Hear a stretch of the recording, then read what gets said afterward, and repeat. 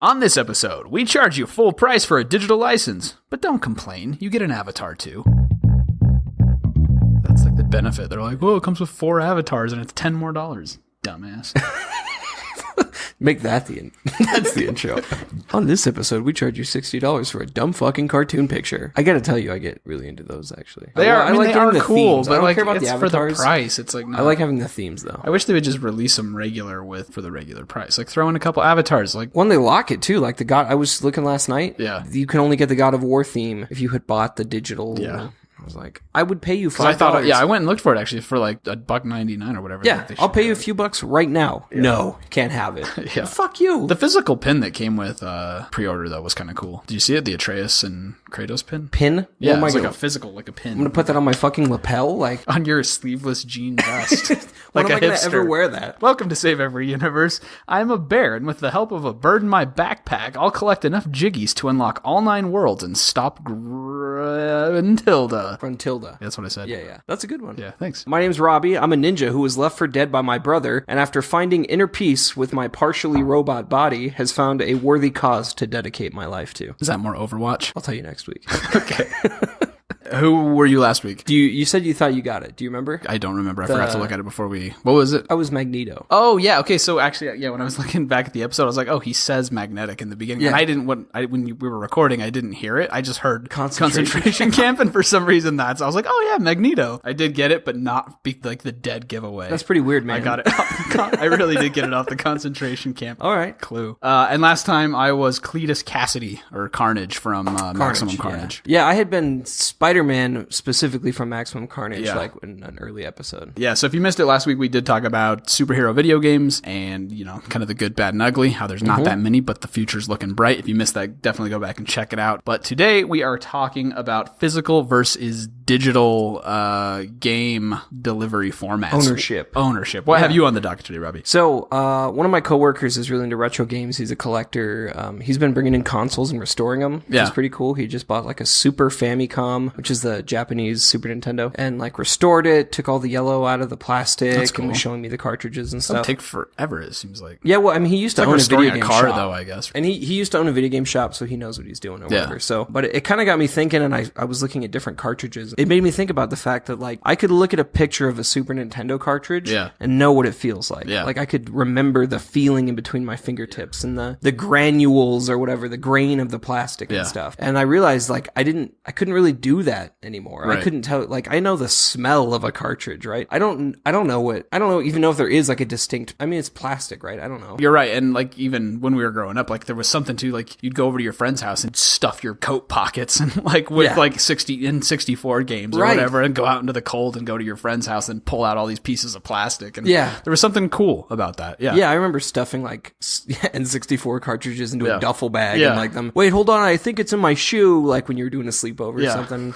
I mean, whatever console it was. You have to like mark it with a permanent marker so you didn't get it mixed up if multiple people brought it to like have GoldenEye on multiple TVs. Right. No, that's my GoldenEye. Yeah. You can tell because the paper is folded up here on the label. So it got me thinking just about how it's kind of things have kind of changed. And even myself, I don't tend to go straight to physical copies anymore. But there are advantages to both, and it's been kind of interesting watching the world evolve and change. There, the consoles, like, I know especially during like the Xbox One, PS4, when they were coming out, there was talk like, are they even going to have disc drives? Which is insane to think that we've come that far, that can even be a conversation on the table. And that, it really, I mean, if you look at like, I just bought a MacBook Pro not too long ago, and it doesn't have a disc drive on it. Like, and Mac hasn't done that for a while, so that has to be right around the corner with games. Right. But I mean, I think at least at the time that the last round of consoles came out. Yeah. No, it was a big deal at the time, though. Remember, PlayStation did the whole thing. He's like, how do you share your games with your friends or whatever? And it was like, he just hands them the case with the disc. Yeah. And Xbox was making this big thing about digital licenses, and you couldn't go one console to the other. Well, they were trying to do like a digital library lending thing. Right. I actually thought it sounded really cool. I was kind of bummed it didn't go that way. Yeah. I know that places like GameStop came out against it, right? That would have crippled their whole business. So I kind of wonder if there was some like corporate espionage of adding inflammatory, trying to get people worked up over that, because that would have killed them. Yeah. If Xbox would have had their way, there would have no longer been used games. Right. If you remember. But I think that probably was part of it. They were trying to kill off that industry, so people have to come in and pay full price. And I think that is one of the virtues of the physical. I don't buy physical like pretty much anymore at all. And for a while, I would buy 2 or 3 games at full price and play them, and then I go trade them all in and, you know, get 1 or 2 games out of the trade credit. But I don't know if I just got old and crotchety or something, but it got to the point where I hated going into GameStop so much and like waiting in line and being stuck behind a soccer mom who had to have like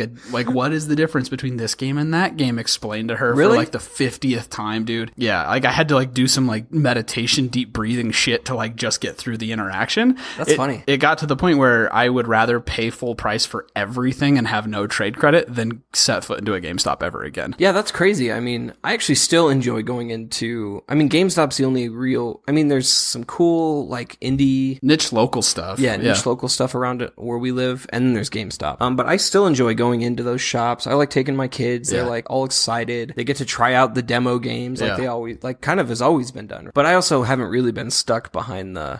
Maybe it's just the neighborhood, the one that I go to or something, but it's like, it's the soccer mom freaking central. It's brutal, dude. But by the time I get to the counter, actually, I generally like talking. It's fun to have an interaction and be like, oh, you know, anything new? You want to pre-order this or that? And then you get a conversation going about what looks good, why not. It's a good gaming conversation you wouldn't normally have in your day-to-day interactions. I'd like that part of it, but man. And I feel like the employees have gotten, at least this is taking a little bit of a sidebar, I feel like they're not as pushy with the pre-order thing that they used to, like, and we talked about this in our very first episode. For the most part, they're actually quite tasteful and friendly about it. It's more like, hey, you want a pre-order thing? Yeah, it ends up being more of just a conversation than it is like a pre-order now to get turbo avatars or whatever the So I will say, this kind of brings it back. I've actually used GameStop to trade in physical copies of stuff to get a digital license for them. So I've actually like kind of blended them both together where I had old games I wasn't going to play anymore, traded them in, but didn't want a physical copy in return, especially for like DS games and stuff. I'm like, no, just give me the digital whatever. And some of those DS games, like that's the only way you can get it. Like especially the remakes or whatever. Like I went and traded in a bunch of stuff for Pokemon Yellow. They ported it to the 3DS. Right. I couldn't get a physical copy, so it was, and I think actually weird. I think the last time I went into GameStop, I traded in some stuff and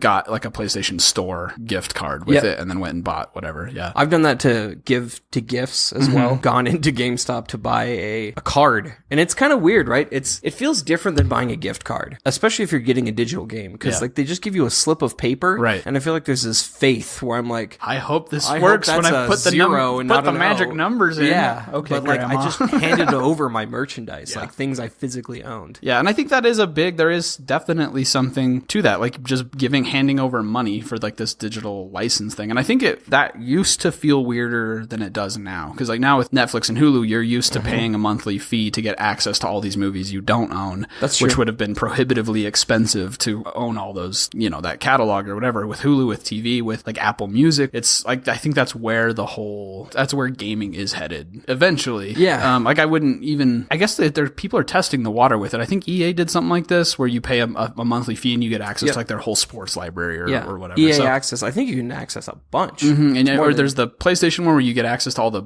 PlayStation 3 stuff and all that. It's like a monthly deal, and then Xbox has something similar. So it feels like they're going that way. And I don't know if the big AAA pay full price to like own the license to that game. I don't know if that'll ever go away, but it does seem like it is slowly migrating that direction. Yeah, it is kind of an interesting business model. I wonder if, I guess I should do more research before we start talking about that, but I don't know if do you still install it on your hard drive? I mean, do you still need the physical space? I've never, for the PlayStation one, for example, like EA access and stuff. I think you do, at least for some of them. The demands of streaming something of that volume still seems like it would not work at this point. Like most people's internet in most parts of the country, at least in America, are probably not that good unless you're like near a big Google hub or whatever. Well, I know that there's still like the disc Netflix subscription for games too. My brother Gamefly, and he's been on a bunch and he uses it, especially for games that he thinks he just Yeah, so like that's actually a good point. Like, what's through. the difference between like subscribing to something like GameFly, where they send you, it's still a physical disc, but you still don't own it. Like, it's not that different. It's all to me at least, what you're really paying for is the experience that game promises. I'm not too big. I'm a little bit of a minimalist. I'm not too big into like the collector aspect of it. Like, I don't want to line up the games and show them off to my friends, or I don't want to do any of that stuff. So paying for a license or whatever, it's just you're paying for the experience it delivers, not for the box and all the stuff that comes with it, to me. Well, let's talk about the box and the stuff that comes with it. So one of the things that I think about physical games, especially in the past, was the box and all the stuff that came with it. I mean, I remember I bought Super Mario RPG full price Super Nintendo. I think it was $50. Yeah. I remember like going to the glass case, and I had saved up all my money and I bought it. And the instruction manual had Luigi, who wasn't in the game, walking you through how to play the game. And I thought it was so cool. They did used to do really cool stuff. Like, I remember when you bought like a Mortal Kombat game back in the day, it came with like the booklet with all the moves, and that was your Bible for that game. And, like, it never left your side. Anytime the pages would get all worn and used. And I remember when it shifted over from like real full booklets to like, it was like a little single insert that was like, buy more crap from PlayStation. It was more of an ad. And like, I do miss those days, but those days have been gone even since, even before digital was like the dominant force. The instruction booklet kind of went away, because it was like, once you could look up all the all the moves online, or they put them in the menu or whatever, it was like,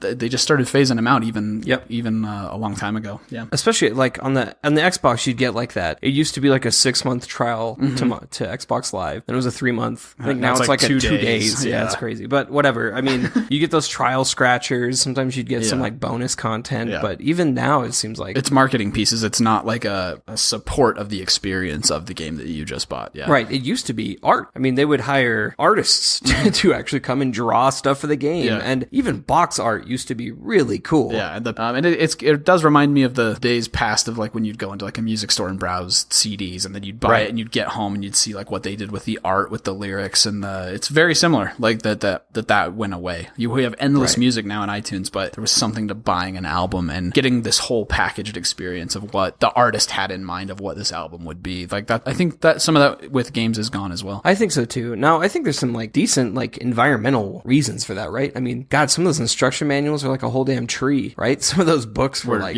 thick. So I can't imagine how much paper has been saved just by putting that all digitally. But I still feel a little the environmentally thing. There's a whole list of reasons that you can go pros cons for this conversation, and like, but I saw doing research online, and people are like, it's more environmentally, like, really, like, how? I don't know. If you're gonna save the environment, the packaging on your video games is probably like not the place to start. No, I mean, it doesn't seem to have stopped anything, right? There's the science isn't looking good. Right. So it turns out, guys, it was not Super Nintendo who'da video thunk games. It? Yeah, who'da thunk? We'll have to figure this one out. Yeah. Back to the drawing board, boys. To the drawing board. But I do agree. In fact, I don't know if you still do this. I feel silly about this. I still open and check the inside flap of a game. Even on all these Switch games I've bought, there's nothing in there. It's sad when they're empty. There's like a little, you open it up with a little bit of expectation, and then you're like, oh, there's like this kind of deflation of like, you wanted something to be there. So when I open like a map of Hyrule in Breath of the Wild, there's some kind of little extra added value token thing. Yeah, actually, so I bought when I bought Chrono Trigger on the DS, it came with a cool picture that Akira Toriyama had done. It was the original cover of Chrono Trigger, but it's like a poster, and I framed it. It's in my hallway right now, and that was cool. I mean, it came with. They did that a lot, actually. It would be like a map or something, but it was always done in an art style where you wanted to put it up on your bedroom wall or whatever. Yeah. Right. Now, whether or not it's a waste of money, collector's editions still do some of that. Yeah. That's kind of the closest to that feeling, if you're willing to pay, though. I bought the Destiny 1 collector's edition. With the ghost and... and all that stuff. And, I mean, I don't know whether it was a good or bad decision, but... there was right over there. I have like a framed solar. They had the solar system map, which I had done some cartography, and I thought it was really cool. Yeah. As far as that used to be more standard, not at all anymore. Yeah. Anyway, what I was going to say about the Switch is, for how small those cartridges are, it's kind of a deflating feeling to like open it up and I look and it's like, and even those cases are relatively small. But the cartridge is so tiny, tiny, right? And they're about the same size as a 3DS game. Yeah. But the 3DS cases are about half the size of that. And I gotta say, it's kind of a deflating feeling. It really is. Every time I swap out my games.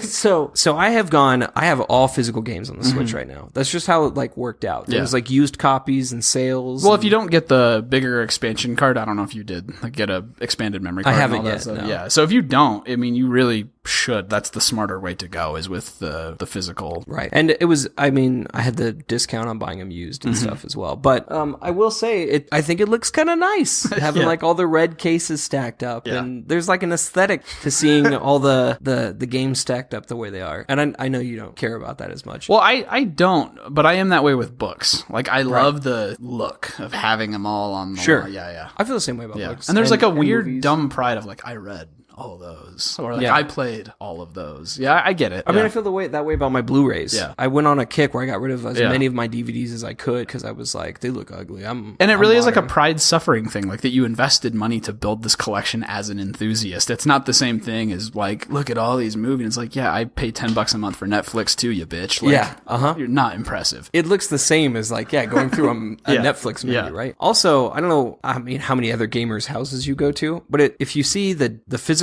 collections, you very quickly, without even a conversation, can go, oh, he's an Xbox player. He's a whatever player. That's true. Because of how distinct the packaging is now. And I think that's kind of cool. You can actually judge somebody just like, they're a diverse gamer or whatever. Going to someone's house and like seeing a bookshelf and seeing what they have, like you can discern a lot about their personality. And even if it's just, you know, like, okay, they're into shooters, that's cool. You can find common ground quickly by these outward indicators of... Right. Yeah. I mean, you can definitely do that with books as well, but this isn't a book podcast. The collection aspect of it serves that same purpose. It really is like an outward token of this, like, I am a gamer and these are my things, and this is true. Yeah. And you see that, I mean, differing degrees. Like Jimmy is really big about he likes to show off. I think every version of the Xbox 360 that came out, like he had like the Gears of like War and the almost all the Halo and editions. like he bought them as they came out. Yeah, the Resident Evil full console. one. He was hardcore about it. He was. Yeah. He doesn't have them on display. I think he wants to though. But yeah. It's kind of crazy looking. So do you have a thought though? So I would say for me personally, overall, I'm glad the digital age is here. Like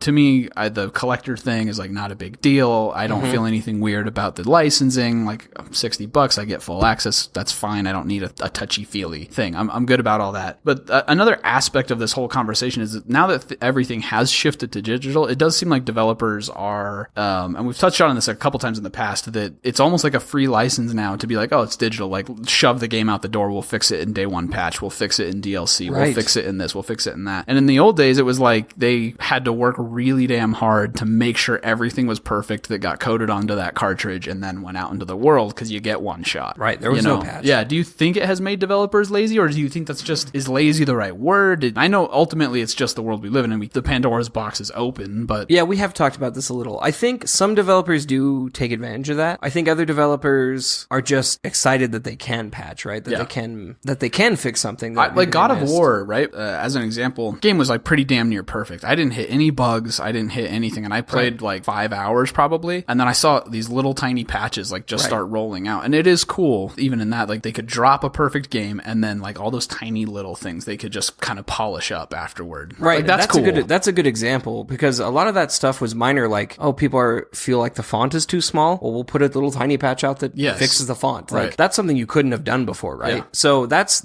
a good example of like just taking advantage of the infrastructure, right? Versus, I love BioWare, okay? But not even Andromeda, okay? Because even Inquisition had problems in that first month where they were like, everyone hated the way their face looked and they didn't put in a way to change it. Right. And I feel like those types of mistakes, which we saw with Andromeda, are more like, you guys kind of screwed this up and should have put more polish on this. Should have been, That would have never flown back before the internet, right? Back before. And back when they were making like Baldur's Gate, they couldn't do that shit, right? I mean, you couldn't patch whatever they put out. That's what came out, right? So I think it kind of depends. I think some companies, like maybe BioWare, and also maybe like, well, I don't know, does Bethesda patch, or they just leave it? It kind of seems like they leave a lot of stuff. They just leave it all fucking janky, don't they? I mean, whatever. I hear you, Skyrim At least they like embrace that as part of their like culture. They're like, this shit's broke, and they're like, yeah, we know. I mean, I finally, when I beat Fallout 4, it'd been out for like a year and a half. It was still all kinds of janky shit. Like every other Fallout game I've played, it's like they're just like, yeah, we know. We're not patching. I don't know, whatever. But it seems like some developers have kind of used it as an excuse to put half-finished stuff out. I will say, though, one thing that's probably that's going to keep me from, as long as it's available, will keep me from ever going purely one or the other, are just game sales. So, digital game sales all the time, PlayStation, Steam. Right. I mean, God, summer sales, I feel like have been lackluster, but they used to be like, this is where I get my all-year PC games are from the summer sale on Steam, right? But then on the flip side, as long as you have distributors like Target, Walmart, Amazon, whatever, you're going to get deals on physical copies of things because of how they manage their inventory that you'll never get on a digital sale. It's funny because I read that a couple of times, and I think that's true because when you have physical inventory on your hands, there are times when you just need to like get it out the door, right? Or they're using it as an incentive to bring people into their store or whatever. Yeah, and you'll find good deals on physical things.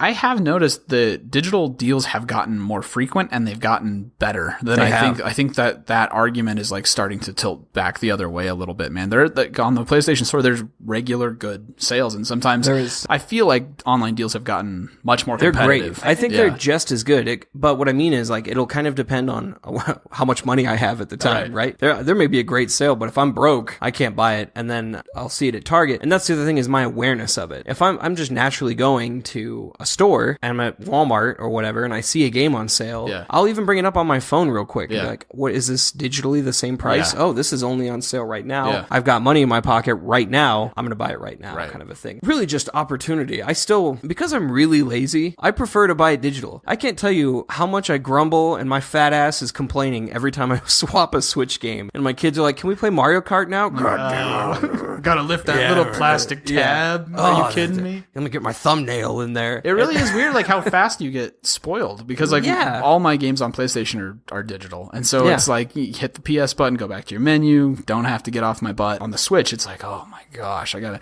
Or if you're gonna switch the controller over to the Joy-Con, you're like, I have to get up and take it. My legs are tired. That standard is so ridiculous of like what's too much work. It's insane. It is, especially if you think of like back in the like NES days, where I'm like. Like trying to make it work. Come on, baby, praying to the Nintendo gods. And like after 5 minutes, that only took 5 minutes. That was great. Today's a good day. That was like an indie pit stop for back then. Yeah, now I'm like, I don't even want to lean forward in my chair. Like, okay, I get it. We've gotten fat and lazy, but it's nice. It's nice being able to immediately switch over. It seems to load quicker, especially like if you've upgraded your hard drive or whatever. So ultimately, I was the same way with Switch too, actually. Like because I bought a bundle and I had a couple physical copies that I would have to like switch out, and I was like, I'm not doing this anymore. Like every game I bought after that was was digital. Oh well, switching games on the Switch is like super, putting it to sleep, waking it up, switching games is like fast. It's really nice. Yeah, we've become spoiled. Yeah. So I would say I think digital is gonna probably be the way of the future. I'm not sure how game stores like GameStop and stuff will evolve going forward. I'll be curious whatever the next generation is. We're not there yet, but I'm always really still surprised though that at how many people order like the big ass $120 with like the physical copy in the metal case with the action figure and the art book. And I'm always shocked at how many people are like, oh, I canceled my pre-order and popped for the 120 thing. Yeah. It blows my mind. I've never bought one of those. I don't get it. Every time I do it, I go, this is the last time. I'm never doing this again. But like I already did it for the Spider-Man game. Yeah, I know. I'm so excited for it. You bought the physical copy. I bought the physical with the statue. They didn't even reveal what the whole statue is. Okay. I know. They were like totally baiting. They're like, and 3 costumes yet to be revealed, and people are just lining up for that. It's already sold out. They didn't even have to. They just had to let you know. I mean, it's crazy, right? But it is such a damn pleasure to open those boxes. Yeah. Bungie used to do. I mean, Halo 3, I think. No, Reach. Okay, I bought Reach, and it came with that statue of Noble Team. Yeah, but it came in this crate. Yeah. It came in this like battle crate thing, and it was like a ceremony opening it up. I think cell phones do that pretty well now, and consoles. When you buy a new console, it's kind of like when you that. buy a new electronic thing, it's like there is definitely like a ritual and a smell, and it's just awesome. So it's like that, but with a game. Yeah. So I mean, you shouldn't do it with just any game. And I'm really I'll do that. Maybe this is the year I'll finally buy a big expensive. Spider-Man's already sold sold out. Yeah, so you maybe know. like Red Dead or something. Red Dead 2. You should go through the experience, but look into it and see what the thing is. Because, like, there's been stuff where I was like, oh, maybe I'll get the collector's edition, and it's like some demon spawn screaming skull, and my wife's like, don't even think about it. My children scream and run away from the screen, and I'm like, that's probably not the one. Look, the art book and the action figures, that's just not, I just don't care. They're not action figures, they're statues. Whatever. Collectible. Whatever. But if it was like a hoodie, I would be all over that shit. If it was like something I could wear regularly, like Andromeda came with like a backpack. I almost did it. Yeah, but I'm about in, a backpack. I'm in law You're school. yeah, dude. I'm not in school. No, law school. Yeah. I looked how big that backpack was. I couldn't even fit like half of one of my books. It was tiny. See, but a hoodie, I could get behind. A hat, I could get behind. I would pay an extra 10 or 20 bucks for that. Remember, they had like Dude, see, bungee what cord. is this shit?